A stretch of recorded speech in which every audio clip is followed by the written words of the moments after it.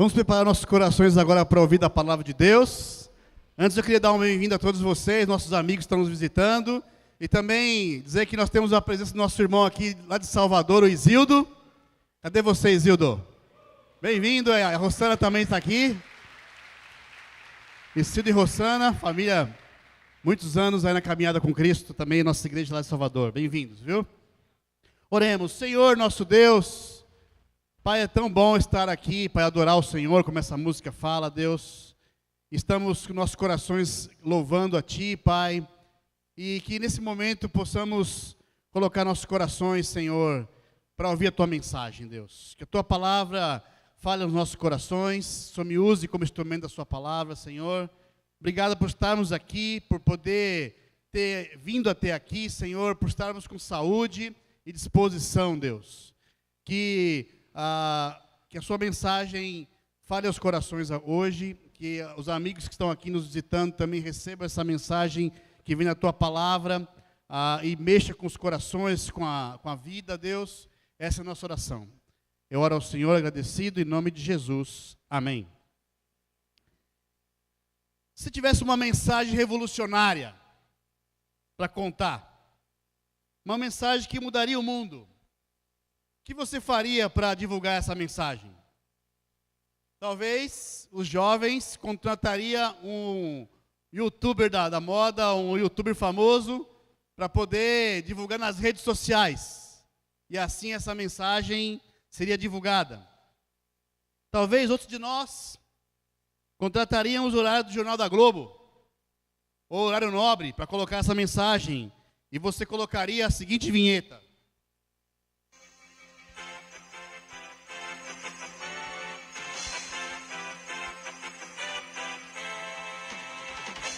Deu para ouvir aí?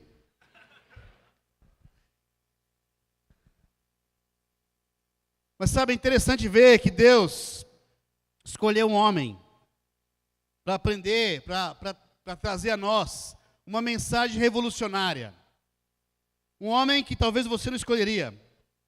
E eu queria aprender com vocês hoje, tirar algumas lições hoje, desse homem que Deus chamou para fazer o marketing do acontecimento maior, de trazer em primeira mão a mensagem que Jesus anunciaria com a sua vinda. Está lá em Lucas 3, versículo 1, queria ler com vocês. Lucas 3, versículo 1, diz assim: Fazia 15 anos que Tibério era o imperador romano. Nesse tempo, Pôncio Pilatos era o governador da Judéia. Herodes governava a Galiléia. O seu irmão Filipe governava a região da Itureia e Traconites. E Lisânias era o governador de Abilene. E Anás e Caifás eram os grandes sacerdotes. Foi nesse tempo que a mensagem de Deus foi dada no deserto a João, filho de Zacarias. E João atravessou toda a região do rio Jordão, anunciando essa mensagem. Arrependa-se dos seus pecados e sejam batizados, que Deus perdoará a vocês. Isso aconteceu como o profeta Isaías tinha escrito no seu livro. Alguém está gritando no deserto: prepare o caminho para o Senhor passar, abram estradas retas para Ele. Todos os vales serão aterrados, todos os morros e montes serão aplanados. Os caminhos tortos serão endireitados e as estradas esburacadas serão consertadas. E todos verão a salvação que Deus dá. As multidões iam se encontrar com João para serem batizados por ele. Ele dizia a todos: ninhada de cobras venenosas. Quem disse que vocês escaparão do terrível castigo que Deus vai mandar? Façam coisas que mostrem que vocês se arrependeram dos seus pecados. E não digam uns aos outros: nós somos descendentes de Abraão, pois eu afirmo a vocês que até dessas pedras Deus pode fazer descendentes de Abraão. O machado está pronto para cortar a árvore pela raiz. Toda árvore que não dá frutas boas será cortada e jogada no fogo. Então o povo perguntava: o que devemos fazer? Ele respondia: quem tiver 2 túnicas, dê uma a quem não tem nenhuma. E quem tiver comida, reparta com quem não tem. Alguns cobradores de impostos também chegaram para serem batizados e perguntaram a João: mestre, o que devemos fazer? Alguns soldados também perguntavam: e nós? Não, desculpa. Mestre, o que devemos fazer? Não cobre mais do que a lei manda, respondeu João. Alguns soldados também perguntavam, e nós, o que devemos fazer? E João respondia, não tomem dinheiro de ninguém, nem pela força, nem por meio de acusações falsas, e se contentem com o salário que recebem. As esperanças do povo começaram a aumentar, e eles pensavam que talvez João fosse o Messias. Mas João disse a todos, eu batizo vocês com água, mas está chegando alguém que é mais importante do que eu, e não mereço a honra de desamarrar as correias das sandálias dele. Ele os batizará com o Espírito Santo e com fogo. Com a pá que tem na mão, ele vai separar o trigo da palha. Guardará o trigo no seu depósito, mas queimará a palha no fogo que nunca se apaga. João anunciava de muitas maneiras diferentes a boa notícia ao povo e apelava a eles para que mudassem de vida. Mas falou contra o governador Herodes, porque ele havia casado com Herodias, a esposa do irmão do próprio Herodes. E também porque ele tinha feito muitas coisas más.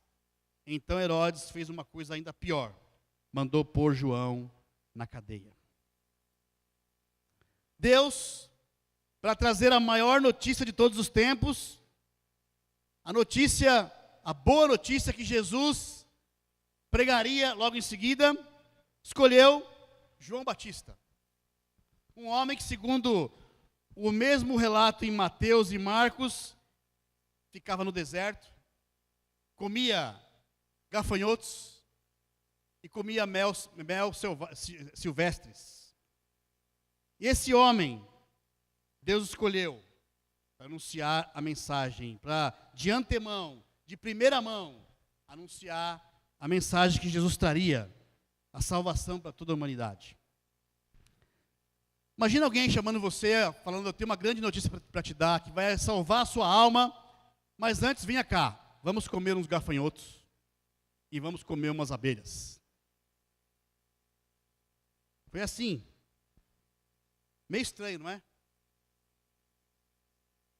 Fiquei tentando imaginar uma figura como essa, como João Batista, logo me veio à mente alguns irmãos lá na Zona Leste. Eu fiquei pensando no Fernando, no Léo e no Jailson quando moravam juntos, solteiros. Provavelmente, João se vestia meio parecido como ele se vestia na época. De uma forma estranha. E provavelmente, se você comesse com o João Batista aqui, os gafanhotos, era melhor do que eles comiam na República. Graças a Deus apareceu uma mulher na vida deles, e hoje eles estão felizes, estão bem vestidos, estão alimentados, alguns até bem mais alimentados. Mas foi assim. Eu queria que vocês entendessem um pouco o panorama em que João Batista viveu. A época em que João Batista estava pregando, ele aparece. Israel estava amargado em mais ou menos 400 anos com silêncio profético. Nenhum profeta estava anunciando a mensagem já há 400 anos. Desde Malaquias. O templo estava erguido e ampliado. Os sacerdotes realizavam todos os sacrifícios. Os escribas e fariseus eram muito cuidadosos em respeitar todos os rituais e as tradições, e as multidões vinham para as festas, mas a palavra de Deus estava esquecida. As pessoas naquela época não tinham mais a palavra de Deus. A palavra de Deus estava ausente da vida das pessoas. Não havia profetas entre eles. A política estava vivendo o seu momento máximo de degradação. A religião estava rendida à hipocrisia, falsas doutrinas.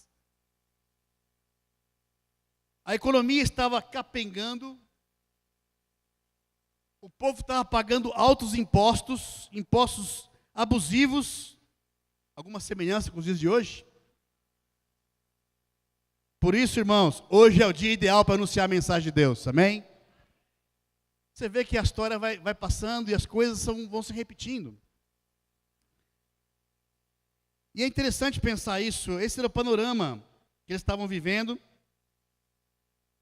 E a grande notícia não veio, essa notícia de primeira mão sobre a mensagem de Deus, sobre a mensagem de salvação, não veio dos escribas, não veio dos fariseus, dos professores da lei, não veio dos palácios, nem do templo, veio de um homem com roupas estranhas, com um cardápio estranho e no deserto.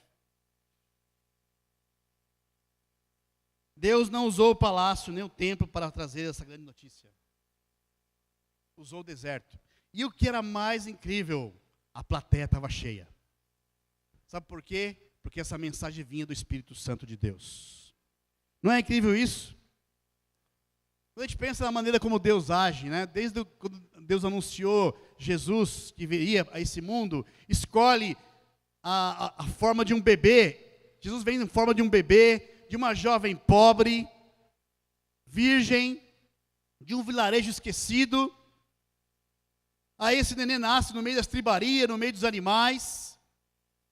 Esse era o Salvador do mundo. E depois de grande, antes de Jesus anunciar, escolhe um homem como João Batista, que aos nossos olhos seria uma pessoa estranha, de vestimenta estranha, de cardápio estranho. Muitas vezes nós queremos que Deus se encaixe nos nossos padrões, da maneira como a gente vê Deus. Mas Deus muitas vezes não age de maneira racional. E às vezes nós queremos que a maior parte das coisas sejam colocadas de forma racional, que Deus pense como nós pensamos. E a Bíblia fala que Deus não é como o ser humano. Mas nós queremos muitas vezes que Deus faça do nosso jeito. E o poder está na mensagem, não no mensageiro. E Deus escolhe esse homem. Por isso que eu penso, irmãos, qualquer um aqui pode ser um mensageiro de Deus. Não importa a sua limitação, o seu fundo, Deus pode fazer qualquer um seu mensageiro. Talvez você possa se perguntar, como que eu posso fazer isso? Primeiro, conheça a mensagem de Deus. Creia na mensagem de Deus e fale aos outros. Eu lembro quando me apresentaram a mensagem de Deus há quase 30 anos atrás. Era um jovem, não conhecia muito a Bíblia. Eu não sabia abrir a Bíblia nem em Mateus. Eu não sabia nem onde ficava Mateus na Bíblia. E um belo dia alguém me convida para estudar a Bíblia e me instrui sobre a mensagem, essa mensagem que nós vamos estudar um pouco aqui, que João está falando. Eu não precisei fazer o curso de teologia, e nem de ser um escriba, mas eu acreditei, e depois saí falando primeiro aos meus familiares, aos meus vizinhos, e depois a amigos, e Deus pôde usar um jovem fraco, um jovem cheio de coisas para resolver na vida, para ser anunciante, e Deus pode usar qualquer um de nós. Usa você, usa qualquer um de nós, usa você que está aqui visitando pela primeira vez, usa você que está retornando à igreja, qualquer um, Deus pode usar qualquer um, porque o poder está na mensagem, não no mensageiro. E que mensagem é essa tão importante da parte de Deus, dada a João? Olha só o que fala no versículo 3, lá da escritura que nós lemos, ele fala, logo no começo da escritura, ele fala assim, foi nesse tempo que a mensagem de Deus foi dada no deserto a João, filho de Zacarias. João atravessou toda a região do Rio Jordão, anunciando esta mensagem: arrependam-se dos seus pecados e sejam batizados, que Deus perdoará vocês. Isso aconteceu como o profeta Isaías estava escrito no seu livro. Alguém está gritando no deserto: prepare o caminho para o Senhor passar, abram estradas retas para Ele. E continua. Sabe o que João estava fazendo aqui? Ele estava lendo Isaías capítulo 40. Ele estava lendo a Bíblia. João estava pregando mudança de vida. Chamado ao arrependimento. Sem arrependimento, nenhuma alma será salva. Sabe a palavra arrependimento do grego? Significa metanoia, conversão, mudança de direção, mudança de mente, de atitude, de pensamento, de caráter, de temperamento, uma mudança radical. E essa é a mensagem, arrependimento, é a manchete da mensagem principal do reino de Deus. João Batista não pregou uma forma carismática e nem uma forma de autoajuda e nem um pensamento da moda da época. Ele não falou, não pregou mensagem de comodidade, tipo, venha para cá e fique rico. Ou venha para cá e pegue o seu milagre. Não, João Batista pregou: arrependa-se e mude de vida.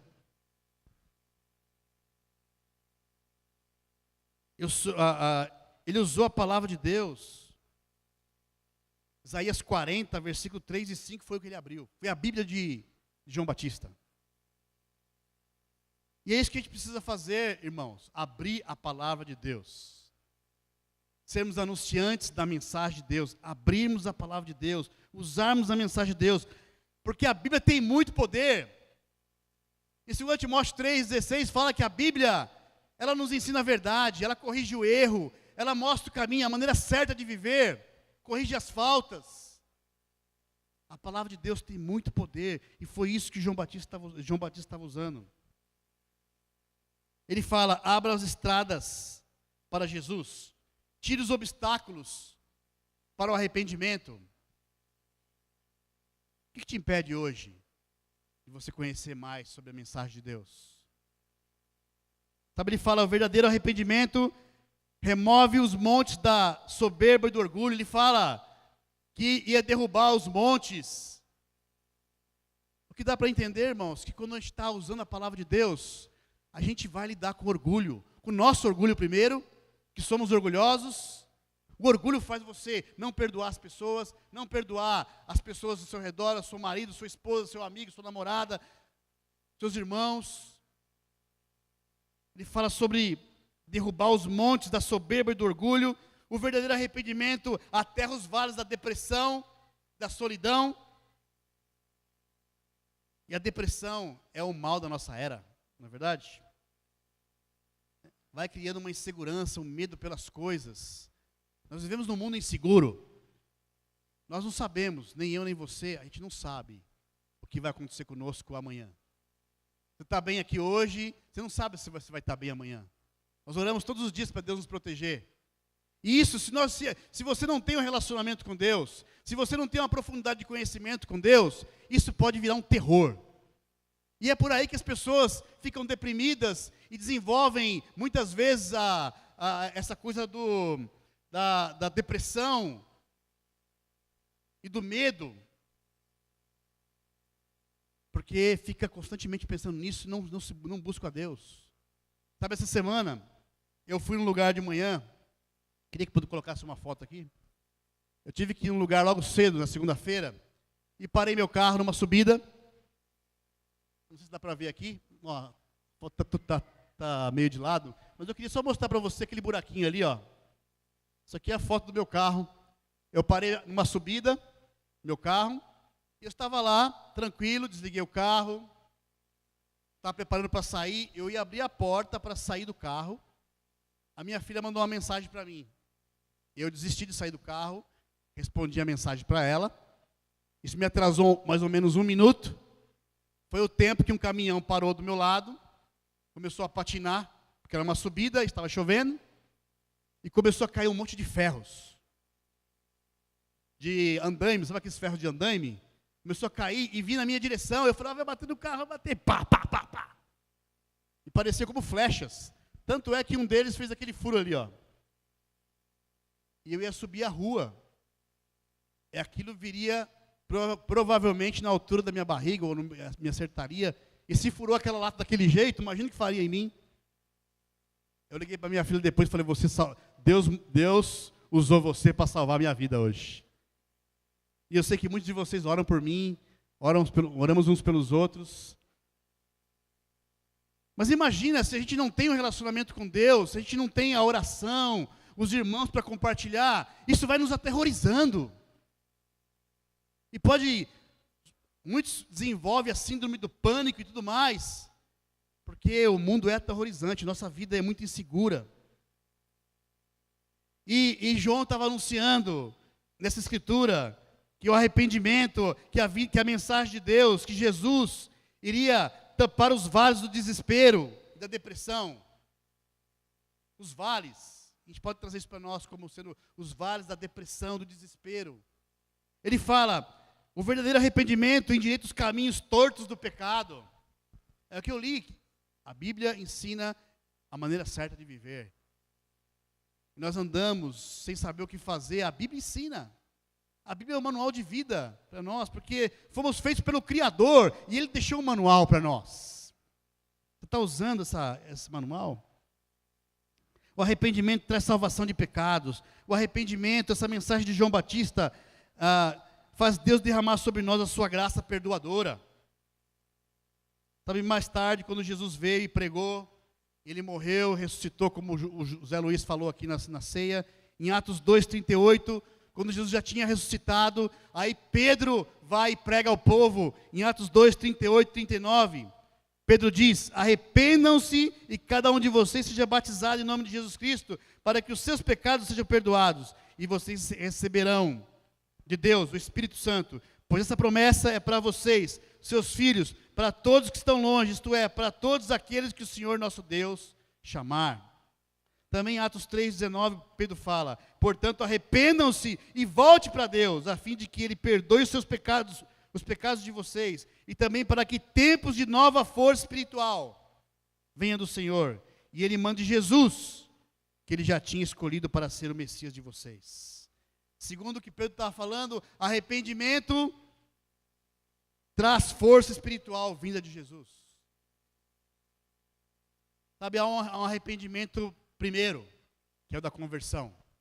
Quando você conhece a palavra de Deus, quando você entende que Jesus está chamando você para viver uma vida com Ele. Se você passou por isso, amém. Se você não passou por isso ainda, você precisa procurar uma pessoa para te instruir no caminho de Deus, usando a palavra dEle, porque esse é o primeiro chamado, a conversão. Depois temos o arrependimento de andar na luz, do dia a dia, porque somos pecadores. E andar na luz não é viver sem pecado, porque nós somos pecadores, mas é reconhecer nossos pecados, é buscar ajuda para mudar, para sermos melhores cada vez.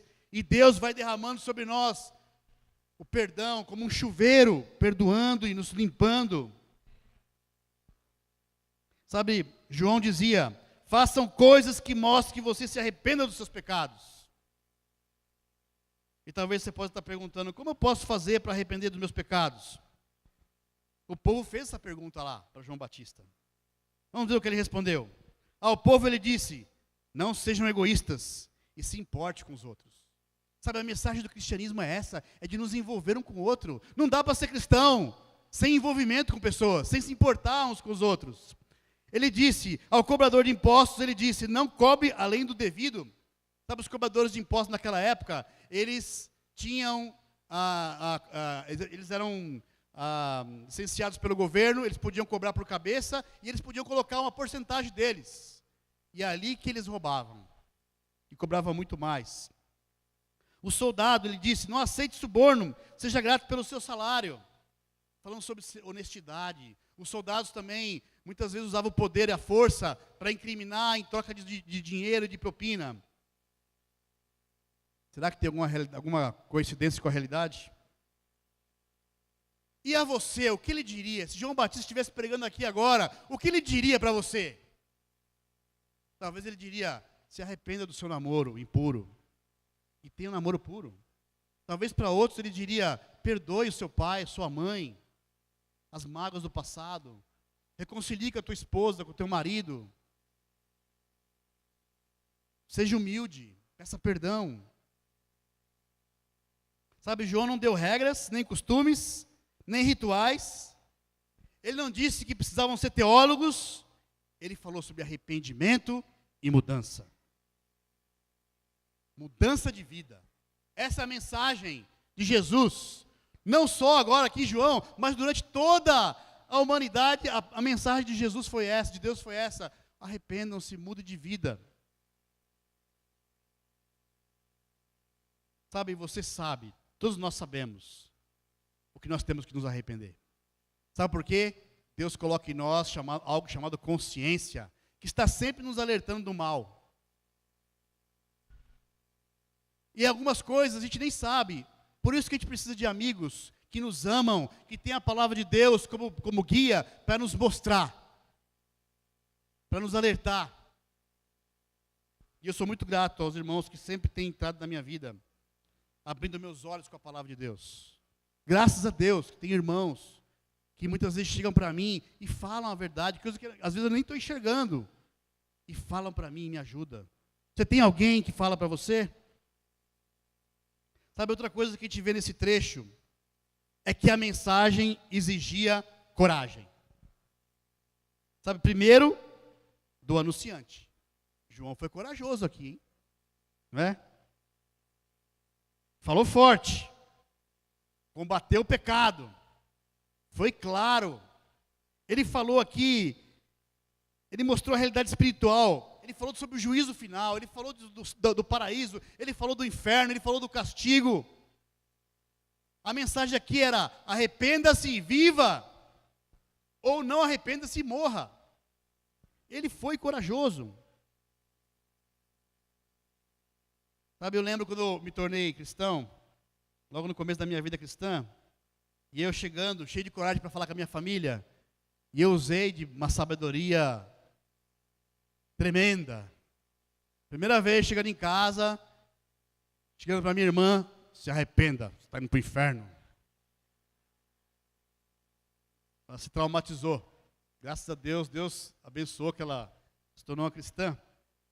Não estou falando aqui para nós sermos grosseiros, nem sermos sem sabedoria, mas a mensagem exige coragem, sim. Você precisa ser corajoso para falar com amor, mas falar a verdade também. Sabe, no versículo 18, olha o que fala no versículo 18, dessa escritura que nós lemos aqui no começo. João anunciava de muitas maneiras diferentes a boa notícia ao povo e apelava a eles para que mudassem de vida. Sabe, até Herodes, João falou com ele. Desafiou, entrou na vida de João. João entrou na vida de Herodes. E o que aconteceu com ele? Ele foi para a prisão. Isso custou a cabeça de João. Mas João preferiu ficar preso com a consciência livre do que em liberdade, mas prisioneiro da covardia. Ele falou a verdade. E é dessa forma, irmãos, que nós devemos anunciar o reino de Deus. Com coragem. Sem dúvida, vamos arrumar alguns inimigos. Mas vamos salvar muita gente. Vamos falar muitas verdades. As pessoas precisam de ouvir a verdade. Sabe, eu lembro quando estava estudando a Bíblia, irmão, num dos estudos, o irmão olhou bem para os meus olhos e falou para mim: você é um homem egoísta. Nunca ninguém tinha falado para mim isso. Você é um homem egoísta. Você nem agradece a sua mãe pela roupa que ela lava para você, pela comida que ela põe na sua mesa. Aquilo me deu uma mistura de raiva, porque orgulho, a gente reage com orgulho, mas depois eu falei: não é que esse cara tem razão? E aquilo me ajudou a olhar para mim e me arrepender dos meus pecados. Eu sou tão grato a esse irmão, que teve coragem de entrar e de falar. Sabe, em segundo lugar, a mensagem precisa de coragem de quem aceita a mensagem. Mateus foi um cobrador de impostos. E ele foi um dos que recebeu a mensagem e aceitou. Sabe, Mateus era um judeu. Jamais um judeu chamaria um cobrador de impostos para fazer parte da igreja ou da comunidade, ou para a sinagoga, porque eles eram inimigos dos cobradores de impostos. Mas Mateus aceitou, mudou o coração dele, deixou de ser um cobrador de impostos e se tornou um dos homens que seguiu Jesus, que registrou o livro de Mateus para nós, um grande discípulo de Jesus. Outro homem que teve coragem foi Zaqueu, em Lucas 19. Sabe quem era Zaqueu? Era o chefe dos cobradores de impostos. Era pior ainda, se alguém tinha raiva e ódio de um cobrador de impostos, imagina do chefe do cobrador de impostos. E esse homem teve coragem de seguir Jesus, e ele disse: eu vou devolver 4 vezes mais. Ele mudou, houve mudança.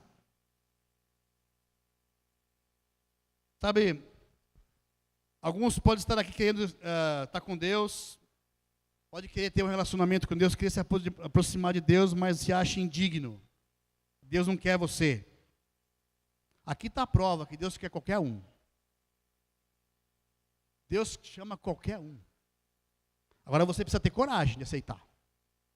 A questão é mais se você aceita, tem a coragem de aceitar. E de ter as mudanças que Deus quer para você. Que vai te libertar da escravidão do pecado. Você tem essa coragem? Você que está estudando a Bíblia, você está com coragem de largar as amarras do pecado que está te prendendo? Sabe, outros se alegram ao saber que Deus quer perdoar. Muita gente gosta da mensagem, puxa, Deus é cheio de graça, Deus é maravilhoso, Deus perdoa, que Deus lindo, maravilhoso. Mas na hora que chega, tá bom, agora você precisa largar o seu vício.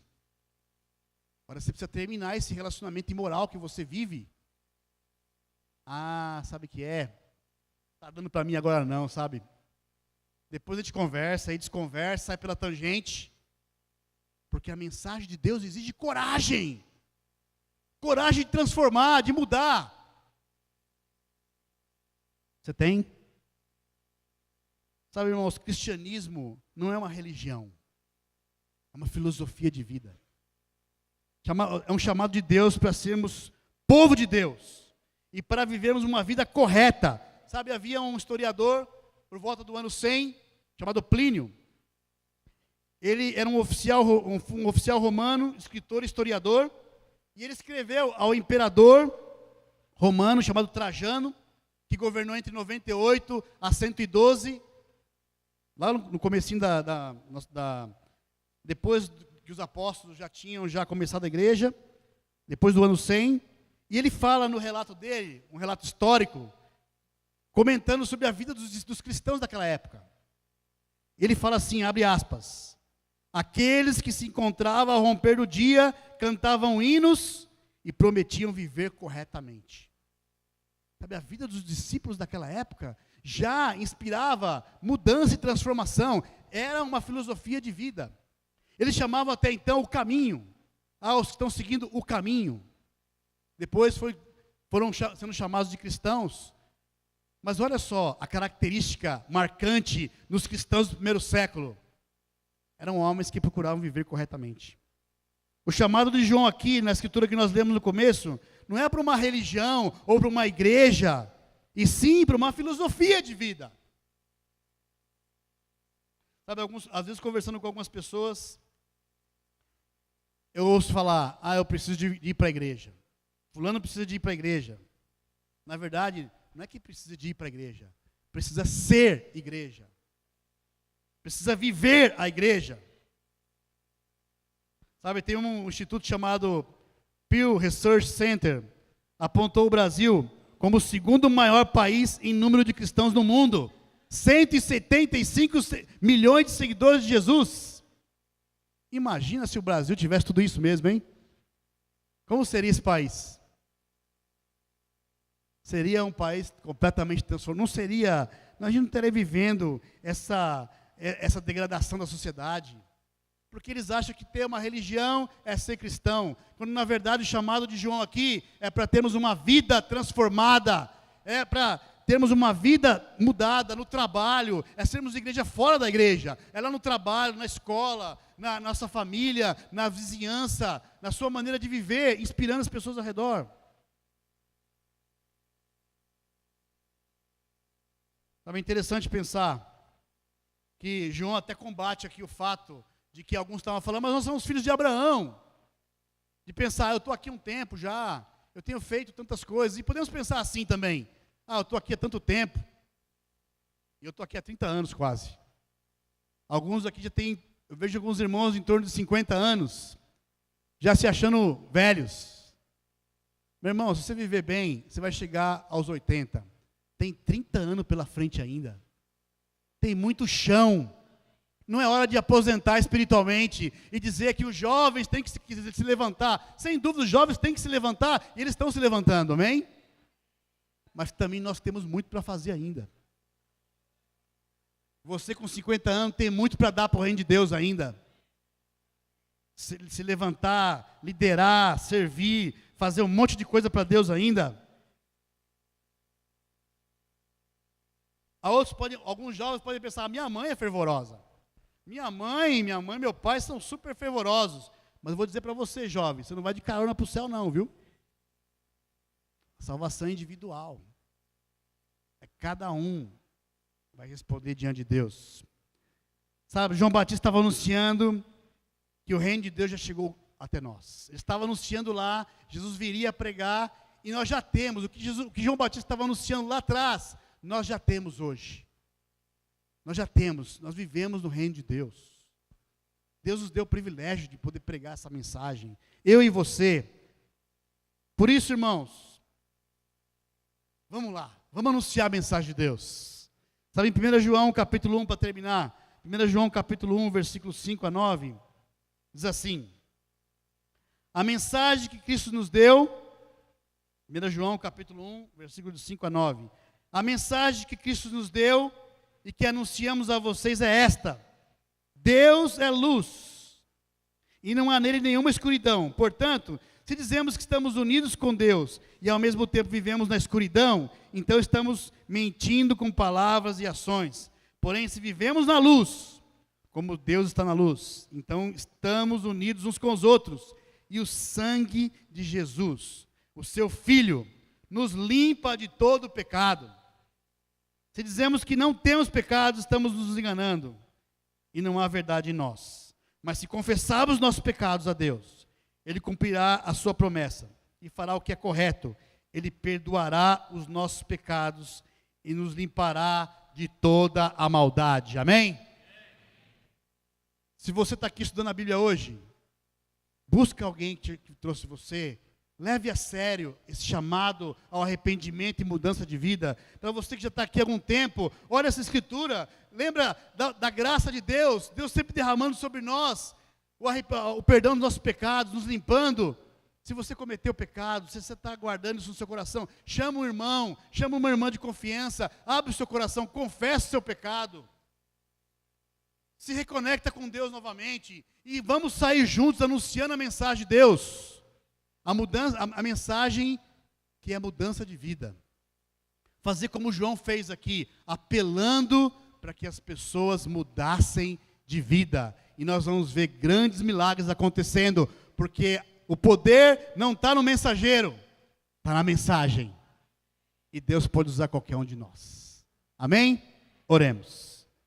Pai, muito obrigado, Senhor, porque o Senhor nos faz mensageiros de uma mensagem poderosa.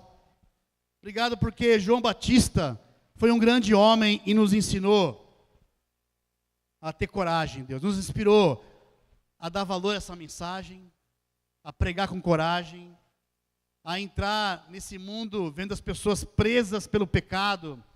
Dá-nos coragem, Deus, para anunciar a Tua palavra. Dá-nos coragem para falar do pecado dos irmãos, um para o outro, com coragem, com amor, para entrarmos nas questões difíceis, para sermos verdadeiros, mas também amorosos, para que mais e mais pessoas se arrependam e mudem suas vidas, e sejam também, se convertam e sejam anunciadores. Pai, a minha oração também é para